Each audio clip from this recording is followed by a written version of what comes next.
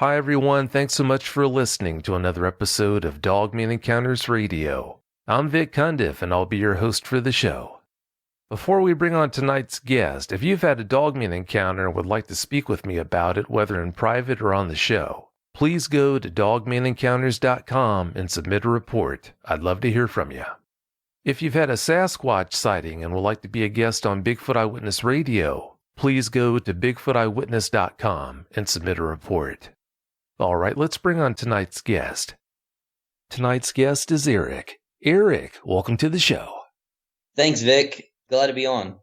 Oh, it's great having you on. Thanks for your time.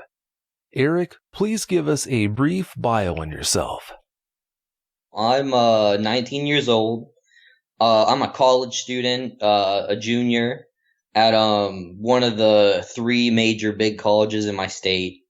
I was raised in the Southeast United States, specifically South Carolina. I've grown up really rural on a horse farm and been an avid outdoorsman my whole life. Hunting, fishing more than hunting, camping a lot, camping every month. So I know the woods really well. I'm a history major at my college, and that's me, really. Well, it sounds like you get into a lot of interesting things. Speaking of interesting things, how did you become so interested in that? My first exposure really was watching these old movies about the Crusades or Monty Python or Lord of the Rings. And it really spiraled from there, where I would get more and more interested and just in love with the whole idea, the romanticism. Insofar so much as to make it my major in college, because I want to run a museum one day.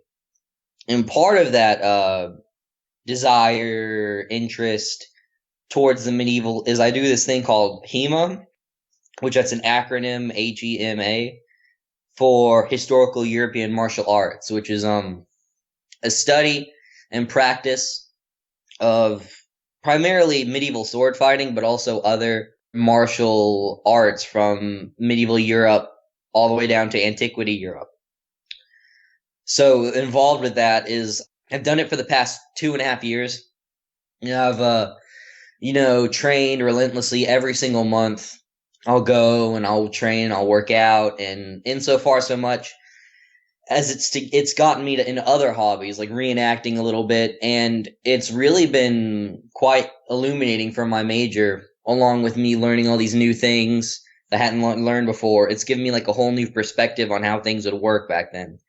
And so, as well as it being a good way to protect myself and defend myself, I find it quite an exhilarating hobby. Well, I can definitely understand your interest in that topic. Yeah, in my opinion, it's pretty interesting. Speaking of your interest in that culture, when you had the first encounter we're going to talk about tonight, you were dressed in an unusual outfit. Please expand on that for us.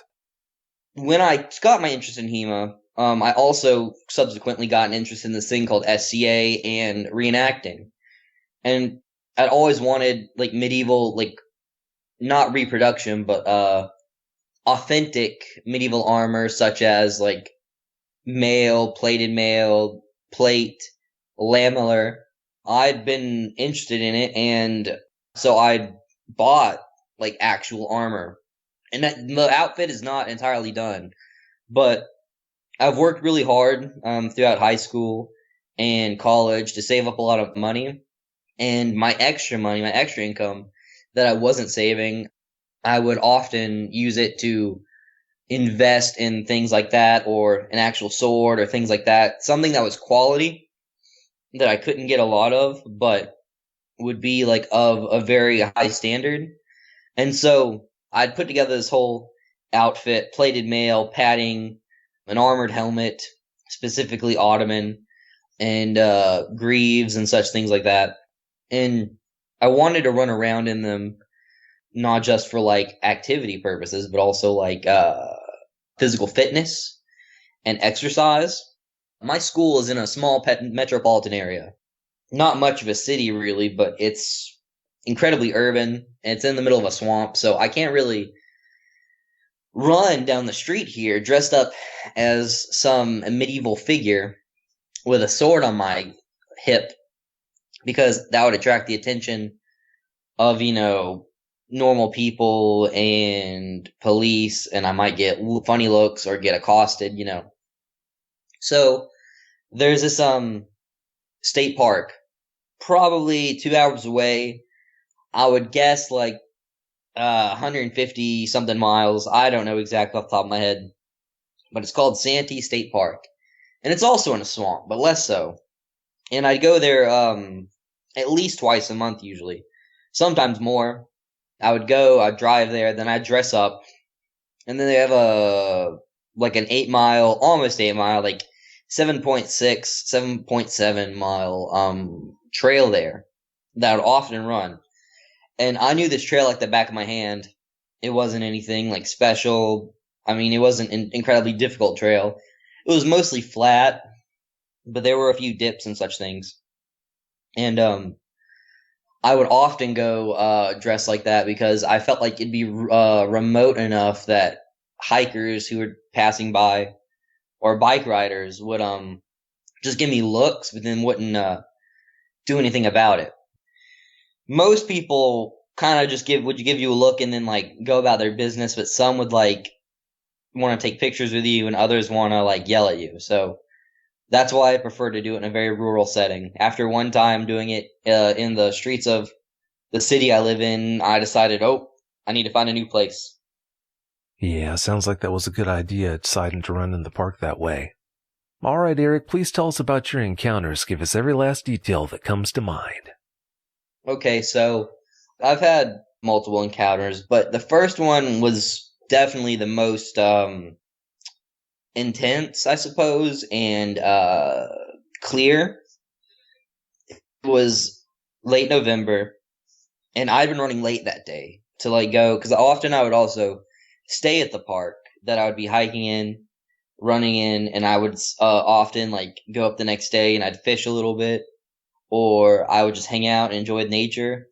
But I was running very late, and it's late November, so the sun sets very quickly. I'd arrived much later than I expected. Usually I'd get there at noon, but I believe I got there at 3 or 4-ish. So the sun was already down, and the shadows were long, and the sky was kind of orangish. And the park is supposed to close not long after I arrived. But usually there's only one ranger on duty at this park because the trails are clearly marked, and there's only like 2 of them other than a horse trail. So they don't really need anyone patrolling. There's a lake there that people can kayak and fish and boat in at their own risk.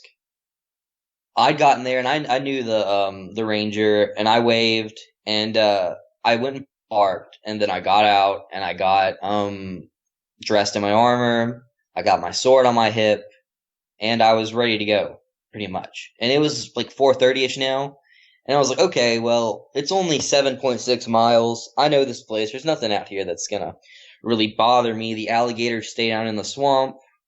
There's bears, but I don't really think they'd come after me, and if they did, I hope I could outrun them. And I also have my sword just in case, because I don't have a gun.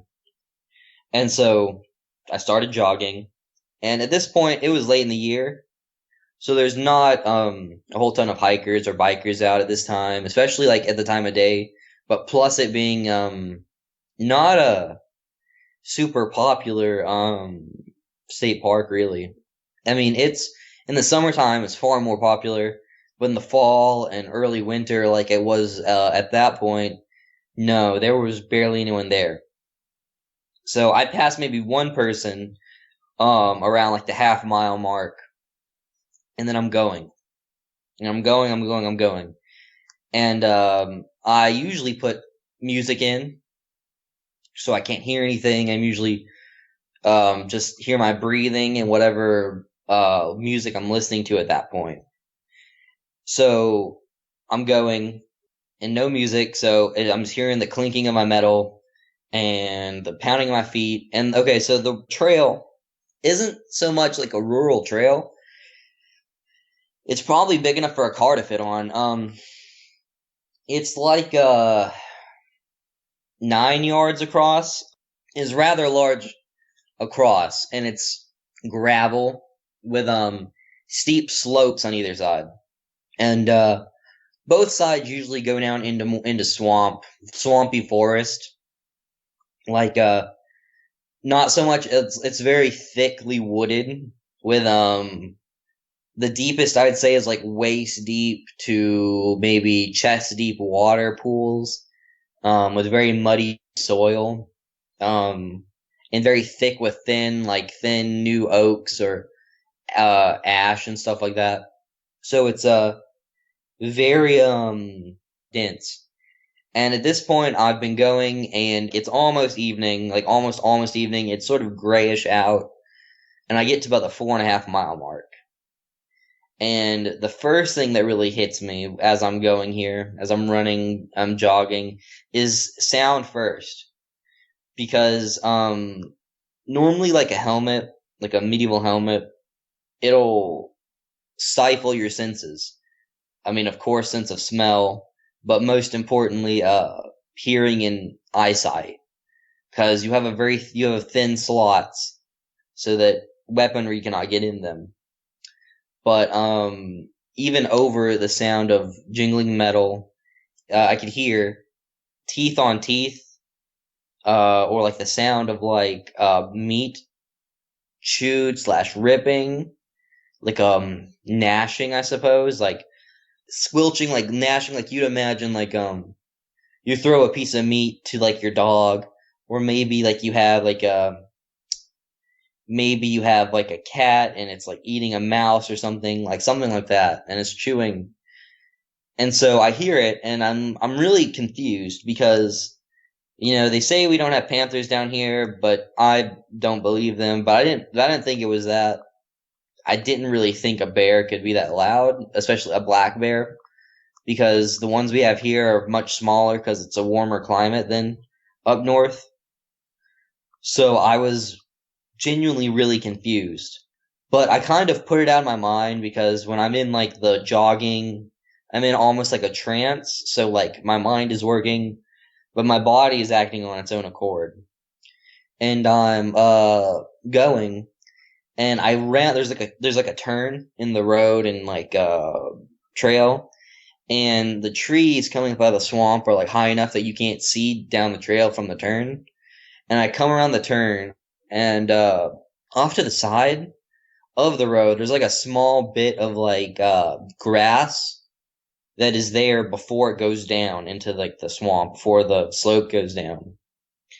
And that's when I see this massive black shape, which that got me out of my trance, and I stopped. And so the first thing I noticed, or really I realized what the gnashing was from. Like there was a juvenile alligator there. Don't know how I got it, but I assume like if a dogman lives in a swamp, then they're going to take advantage of all their food options. So I guess they would go after an alligator, especially one not really that big, not big enough to cause like a huge fuss. So I was like, okay. And then my eyes immediately moved next to the head, which is very dog-like, protruding snout, big teeth, the sort of pointed ears, I couldn't really see the eyes that well at this point, but I would assume biggish eyes, just because of the other features of the face. And I was kind of still processing what was going on. And then my eyes moved to the legs, which were digitigrade legs, like a dog's, with like the heel up and they rest on their toes, big and muscular, much bigger than any persons or dogs I've seen. Just huge, thick, cordy body with reddish brown. Well, it wasn't really black. It was more like a reddish brown sort of fur. Black in just the sense that it was dark when I came around the corner.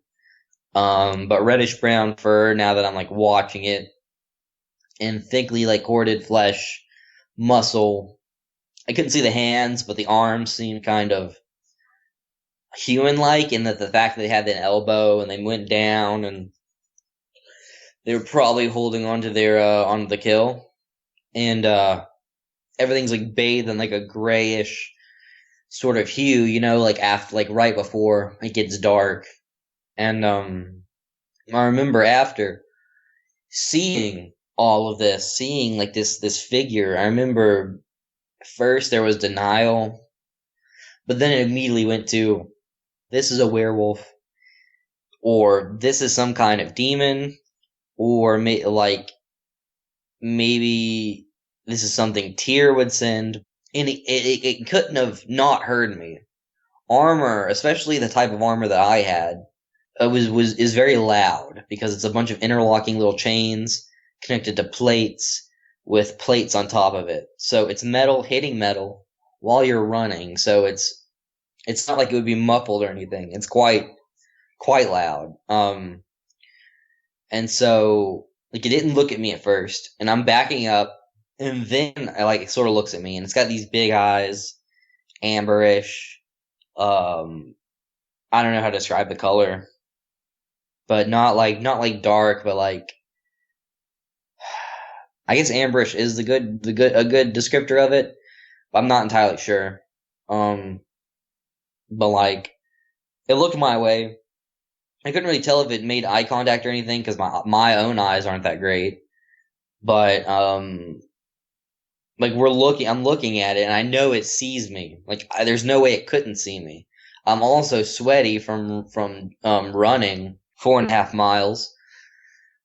So I know I must reek, and I'm loud. I reek, and I'm panting, and I see it, and it's got to know I'm there. It's got it. Like there's no way that it can't. So at this point, I'm like, what is this? The hand goes to my spatha, which is like a type of sword from antiquity, which I just prefer it aesthetically, but I use it like you would a medieval sword, and I was like, okay, I don't know what this is. I hope my armor can stop its claws. I don't know what's going on, but I don't really want to stay here because I don't know what this is. Obviously, it looks like a werewolf. So I start backing up, and like I hear a growl, and that really was like it. That was like the final straw. That's me stopping what I'm doing and getting out of there. And I'm not looking at it. I'm not looking at it. I'm looking at it because I did hiking. I hiked with the Boy Scouts in the Sierra Nevada mountains. So like the training you would do, like if you encountered a mountain lion, is to never take your eyes off of it because then it would go for your neck. And I didn't know what this was. And I never learned anything like, oh, how do you avoid a wolf? I would have used that instead. So I just didn't take my eyes off of it until I rounded the corner. And then I just remember turning, and I started booking it. I started sprinting as fast as I could. And I'm not the best runner, but I put in a really good mile. I put in like a pretty solid mile on the way back, just running. And I remember howling, several howls that seemed to shake me to the core because I just felt like they just I don't know how to describe it. It just sounded like a knowledgeable howl. It just was deep, and it was like it just felt so close. And I ran the whole way back. I didn't stop. And then I was like panting and freaking out. So from there, I was definitely not going to stay the night in that campsite. I mean, I saw that there were like several people there at the campsite, but I didn't feel safe, especially if it smelled me. Then like dogs have like super strong sense of smell and stuff. So I was like, oh my goodness, if it smelled me and there's no shower here really, or it's too cold, so if it smells me, it's gonna know my scent, and so it could pick me out of all these people. So I hop in my car, and I take off my sword and my helmet, and I don't even get out of my armor. I just go. I just leave the park. And it's late at night. not late at night. It's like 7, 8ish, and so it's dark. And I drive like the whole way back to my city that night instead of staying somewhere because I just feel like I mean I just don't know. I was like, oh my goodness, I don't know what's going on here. So then I drove back to my city, and that was my first encounter, the most visual, or I got within uh I got within I'm not good with distances 20, 30 yards of it. I got pretty close, I suppose. Um Big enough to see like its coiling muscle. It's like how strong it was, how ripped it was, how just kind of massive really. Like of a creature that is. And it was just like when I think back on it, I like before then I knew that then I thought that I would have a chance against it really because like oh man but now looking back like no way if this thing it's massive, it's got huge muscles, it's probably stands like 7, 8, 9 feet tall. It's probably huge. Like no, there's no way that I mean a sword could kill it unless you got extremely lucky. But then even then you'd probably be dead. So I was like, I'm really glad that I got out of there. And that was my first encounter. I don't know if this was a stationary dogman or a transient dogman. Really, I really hope I don't find out. Um, okay, so the next one wasn't that long after. It was like about a month, December. I was back. Because I wasn't gonna let that keep me back. I wasn't gonna let it stop me from going to this place I always went to because all the other state parks close to the coast, as far as in my state, really weren't that great as far as parks go for running, and this was probably the most highest quality one I could go to. So I was like, okay, well, I'll just go for sure in the daytime this time. So I left at 10 in the morning and I arrived a little bit over an hour and a half later ish. I can't remember exactly, but it was early. It was earlier, far earlier. There was no sun going down or anything. Bright sky. Everything was lit up, And I'm dressed the same way. And I still didn't have any idea what this thing was. So I was like, okay, well, it's not going to stop me from living my life. And I start running on the trail again, and I'm dressed the same way, same thing. But there's more people out today, but more than one is still not that many. It was only 5-ish people, not a whole ton, but it was more people, some regulars. And I'm just running, and I don't see him at the same place I saw him last time.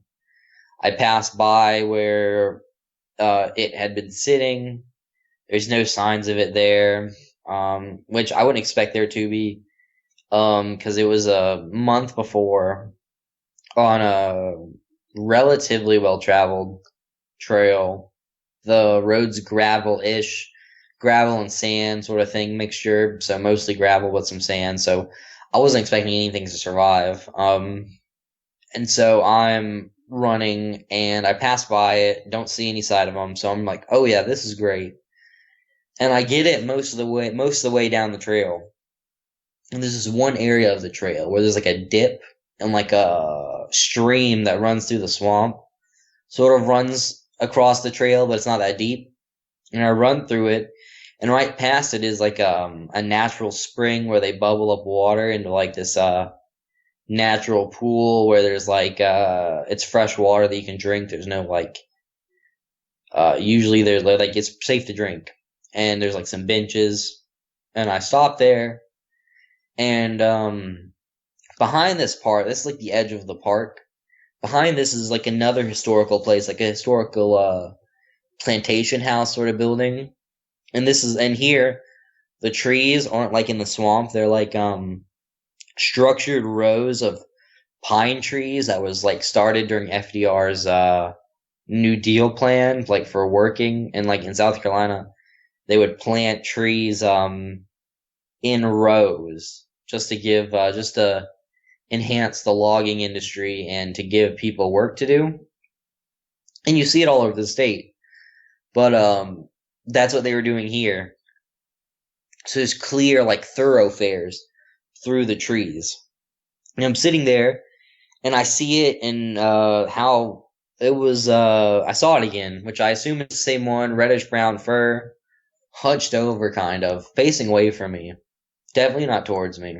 And I watch it for a little while. I don't assume that it smelled or heard me because the wind was sort of going away from it this day. And it was also a long ways away because you can see for quite a while down these little thoroughfares. So I don't really like think much. I mean, I do think much of it, but I'm also not like, it's not the same primal sort of feeling that I felt the first time. This is like more of a curious interest, I suppose. And I didn't have a phone. I had a trashy little track phone that I pay for every month because my former phone broke and I didn't have the money to buy a new smartphone at the time. And so I didn't get any pictures, unfortunately. And I'm just watching and I'm like, just watching. And for like the longest time, it felt like forever, but really must have been 10 or 15 minutes. It was really not moving that much. And then, it moved a bit and then started walking away. And then it dipped into a different little section, little cutout. Then I tried to go follow it sort of with my eyes, and then but like at this point at like the trail, you can like see clearly down this like one or two thoroughfares. But then you have to move to go look down the other one, but there's trees from the swamp in the way. So I could still see it, but then partially he turned into not at all as I got further away, heading towards the old plantation house, which I think no one lives in. It's just there for tours and stuff, so no one really inhabits it, I believe. It's old and kind of run down a little bit, so I don't think many people go over there, especially with the swamp being so close. And the historic places and park service in our state aren't very well funded, so I don't really assume many people go over there, maybe once or twice a year.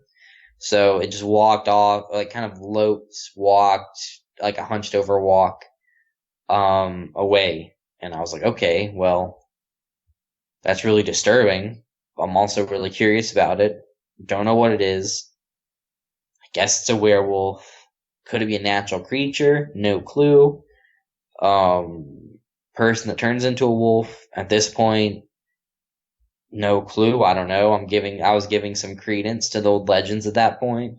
Cause like, okay, well, maybe this is like an actual thing, or maybe they see them a bunch before, or maybe, I don't know. At that point, I'm really sort of clueless then. So I'm like, okay, well, I don't want to stay here much longer. And then I finished the last like half a mile-ish of walking. At this point, I'm walking, I'm not running because I don't know. I just kind of just contemplating, thinking about what it was. And then I leave again. I don't really stay again this time. Instead of like, I wasn't expecting to see it, of course. I was planning to stay again. I left again. At that point, I'm doing a little research, but I still don't know what it is.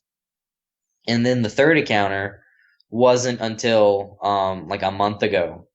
At this point, I believe. I think it was a month ago. I don't know off the top of my head. Yeah, a month ago. I have a few friends, and they're from out of state because our state gives not our state, our school gives incentives to students that come from out of state. The weather is usually really nice, and it's a very historical city. So you get a lot of I'd say the college's population is like 75% from another state, primarily New Jersey and Ohio. But my friends, they were from like one was from Pennsylvania and the other was from New Jersey, and then one was from like Colorado. and they all were avid hikers, but they also like were fitness people, and they didn't know anything around. And I told them that they really went to the worst. They really went to the worst city in the state as far as hiking goes. They should have gone to the upstate where there's mountains, but I told them I did know of a place that had a nice long trail, and it was relatively pretty. Not that bad, except in the summertime when it would be 110 degrees and full of snakes and mosquitoes. So I took them with me to the park. And I wasn't really I was hoping not to see it again. Thinking like, okay, I'd rather not see it with my people, my friends. But if I do, then, it is what it is. And we're running or jogging, we're just messing around, having a good time, talking, like, just doing what you gotta do. And, we get back to the spring, and I'm resting there. I'm not really paying attention. I'm drinking some water and I'm relaxing. And one of my friends, she was the one from Colorado. She's like looking around because like she saw the plantation house, and then she saw it. And this time I saw it as well. It was the same color, also extremely tall. It sat there for a little bit. They were freaked out, of course. Of course they were freaked out. Because, they see something that they don't think exists, and they had they were freaking out. She took some pictures with her phone, but I wasn't really paying attention to her. I was just watching it. And then, it stays there for a little bit, but then it gets up. And just like before, it's gone, but then the other direction, instead of towards the house this time. It went off more into the avenues of tree, but you couldn't see it as there was trees from the swamp blocking the view from that direction as well. So you only get a little slice of tree to look through. And this time you could see it moving more clearly. You could see the shape of its legs, sort of hunched over, sort of motion, moving really casually almost, not like a predator on the hunt or anything like that. It was moving very casually, like it was at rest, or it was just loping along. And they're freaking out, of course. And, I'm I've seen it before. I tell them a little bit, just a brief summary of, what I saw. And then it makes them freak out even more. When we get back in my car, after going back the last mile, quarter of a mile, or 3/4 of a mile, we get back to my car. And we go back. Then I find out about Dogman, and I find out about the podcast. And then I'm like, hey, can you give me some of those pictures? Like a few days next time I saw them after the podcast, after I saw it, and after I learned about what this was, doing some research. And they're like, no. It was sort of like this. No, because we knew you were playing a prank on us. It was really funny. I don't know, did you get a furry with one of those? We get one of those people who's a furry with those weird shaped legs. It was really high quality. It was a good prank. Also, thanks for taking us to that trail because it looks really nice out there. We can do running. And I told them, and then at this point, I'm like, oh, well, I don't want to appear like a crazy person. So I was like, oh, haha, cool. Did you just delete them? And she's like, yeah, we just deleted them. I mean, obviously, we don't want to keep the furries' pictures on our thing. It was good. Can you introduce us to them? And then I messaged you, Vic. You told us that you went back for a third time to the place where you had had 2 Dogman encounters prior. For the people listening who are doubting that anyone would actually do that, what would you tell them? I know that people are extremely terrified by it, which is rightly so. I mean, it is a scary thing. I'm not going to say that I'm not scared of it. But, I've learned through my life that you can't let something that scares you hold you back from what you enjoy to do or what your goals are, because all that leads to is a sad, terrified life of you not really living and doing what you want to do. You're just going to be always on edge, always afraid. I felt like, I'd been there countless times before I saw the Dogman. I'd been there dozens and dozens of times before. I never seen him. So I figured, either it moved in recently and it might move out soon after, or, whatever, but I'm not going to stop doing what I'm doing just because it moved into the area, because I enjoy what I do. At least you're able to take those experiences in stride. I still can't understand how you took it in such a melancholy way without getting any more upset about it than you did, but if that's the case, I'm glad that you handled it so well. So, thank goodness for that. Do you think you encountered 3 separate dogmen, or do you think you encountered the same one on 3 separate occasions? I sort of feel like it was just one. Primarily due to the coloration.